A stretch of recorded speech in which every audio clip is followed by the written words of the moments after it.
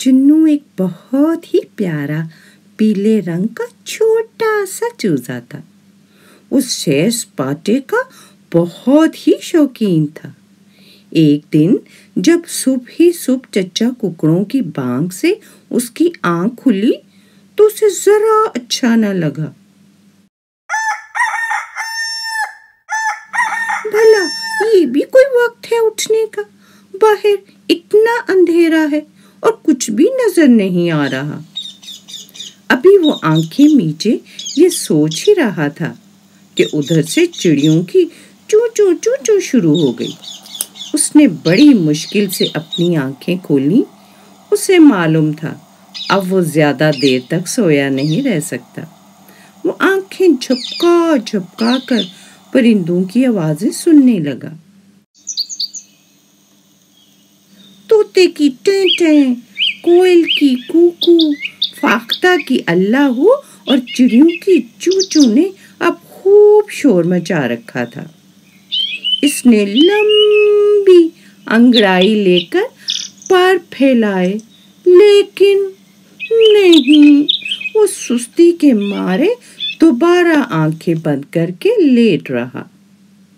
अभी थोड़ी ही देर गुजरी थी कि मामा की कुकड़कों ने उसे दोबारा जगा दिया। वो उसे आवाजें दे रही थी। चुन्नू बेटा, जल्दी से आ जाओ, देखो तुम्हारे अब्बा तुम्हारे लिए क्या लेकर आए हैं। वो अपने आप को घसीटता घसीटता मामा तक गया तो वहां सब बहन भाई बैठे नाश्ता कर रहे थे।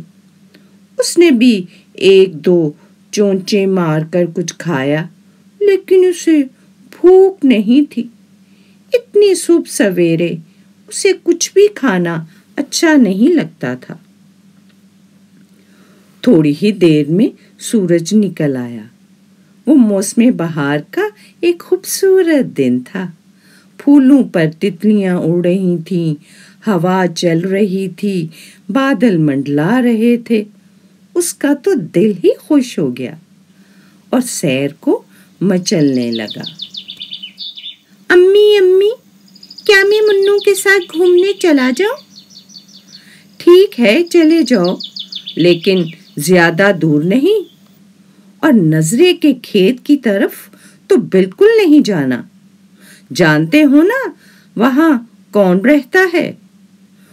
उसने पूरी बात भी नहीं सुनी और दौड़ लगा दी मुन्नू के घर की तरफ।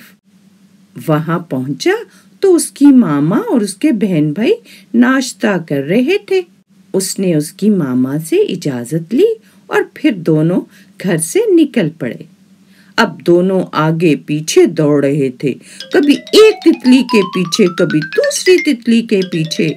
यूं ही भागते दौड़ते बेख्याली में वो बहुत दूर निकल आए और फिर अचानक मुन्नू ठिठक कर रुक गया। चुन्नू, हम तो डब्बू के खेत पर आ गए। चुन्नू का रंग ये सुनकर उड़ गया।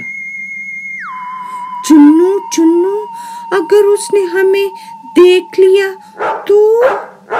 मामा कहती है वो बहुत बड़ा कुत्ता है और मुर्गियां तो एक ही झपट में पकड़कर खा जाता है। वो हमें भी खा जाएगा। चुन्नू चुन्नू, भागो यहाँ से, जल्दी करो।